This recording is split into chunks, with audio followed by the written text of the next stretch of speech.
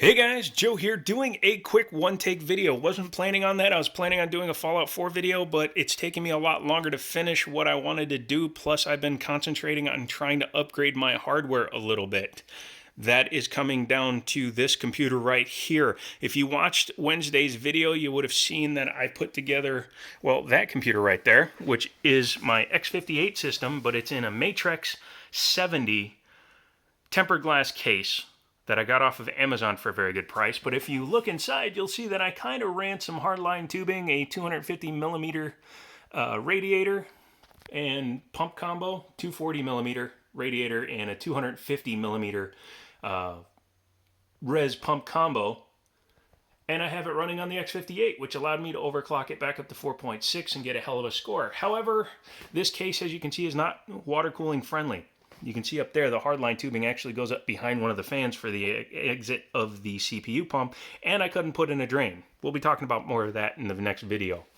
But I wanted to upgrade my system. I missed a chance to buy a X99 for a reasonable price that was turning out to be questionable. It was an Asus Tough motherboard with a 5960X on it, and the guy was going to sell it to me for 250 bucks. Unfortunately, he got really flaky, and then he came back saying one of the DIMM slots wasn't working. I think he was just getting seller's remorse and trying to find ways to get out of it. But I didn't trust him, so I said, screw it, you can keep it, have fun, enjoy your life. And I backed out of that deal. Well, I was just going to be happy with my water-cooled rig there and just sit on that until I got around to doing a Ryzen build when this popped up on Facebook Marketplace. Now, Facebook Marketplace is just like any other online marketing place or solution for buying used parts and selling your parts, which also means that you're going to run into a bunch of jokers, a bunch of people that don't know what they're doing, don't know what they have, or claim they don't know what they have. This was listed locally to me, which was very nice because I hate driving an hour to make a deal because that sometimes ruins the deal. It was also marked just the motherboard and the CPU, and it was marked at $220. It's a 7700K on an MSI Z270 PCMate motherboard. If you go on eBay, and you'll see in the next video when I put it up, the CPU right now is just under $300 on average for sold pieces. The motherboard is about 70 bucks, so that's $340 worth of stuff right there. For $20, he threw in a Thermaltake Water 3.0 240 ring RGB edition, and this is it in the box. And as you can see, he never used the RGB controller, and he put this pump on that CPU because he was going to try to sell it as a complete computer. Additionally, it had this in there. This is G.Skill Ripjaws 5 DDR4 rated at 3200 megahertz. And if you look, it's a 32 gigabyte kit. It's a 16 by 2 kit at clocked speeds of, or CL16 timing. All of that, including the case, which is an NZXT Phantom, which means little to me because I have no intention on using it. But I have a feeling that somebody I know might want it, and we'll see, because it's just a really nice looking case, actually. It's just a little older than I would like to use.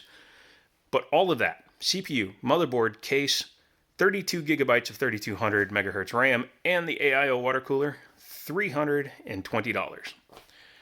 Hell of a deal. Originally, I was just going to buy the motherboard and the CPU, and I offered him 200 bucks, and he's like, okay. And I said, buy any change. He asked me, do you need any more parts? And I said, well, not really, but what do you got? He's like, well, I got all this stuff. And I said, heck yeah, let's make that deal. He actually gave me an option between a Cooler Master and a Thermaltake water cooler, but this has RGB ring fans and stuff, and I'm really happy with my Thermaltake experience. So when that comes up, I'd be happy to do that. Plus, just buying an RGB controller is like 20 bucks, 25 bucks. So I got that and the water cooler for 20 bucks. And it turns out, funny enough, that he's somebody that I've done business with a long, long time ago. Really cool dude, owns a computer shop or works at a computer shop, and I bought DDR2 RAM from him or DDR3 RAM from him in 2012, or DDR2 RAM. I remember things and places I've been. It was from the old video I did from way back when. I'll actually post it up there. It was one of the first computer videos I did on the channel, which was bringing back a Phenom to life or something like that, or bringing a computer back to life phenomenal, where I brought a 1055T Phenom system back from the dead, and that's where I talked about the RAM sticks. But getting off topic.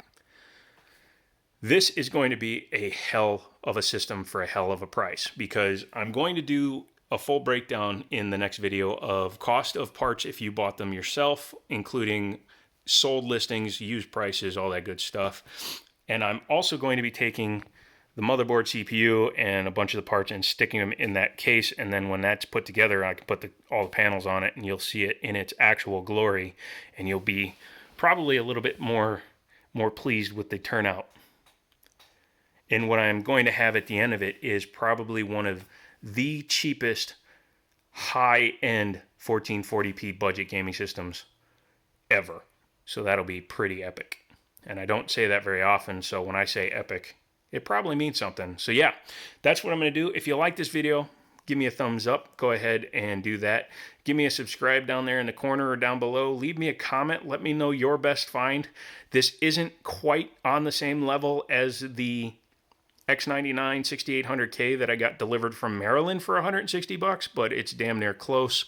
And I'd love to hear what your stories are. Let me know what you guys have found. And then obviously when I have it all thrown together, I'll do some comparison between that system and my way overclocked X58 system, because that will get a higher Cinebench than that. A little bit of a TLDR, but that's a 3rd generation processor. Might even be 2nd gen processor, because the original processor in that was an i7-920 and I have a 5675 Xeon in it. That is a 7th gen processor. So I want to see what the differences are and if it's holding back a 1080 at all. So yeah, there we go. I'm going to get out of here. And as always, I'll talk to you later.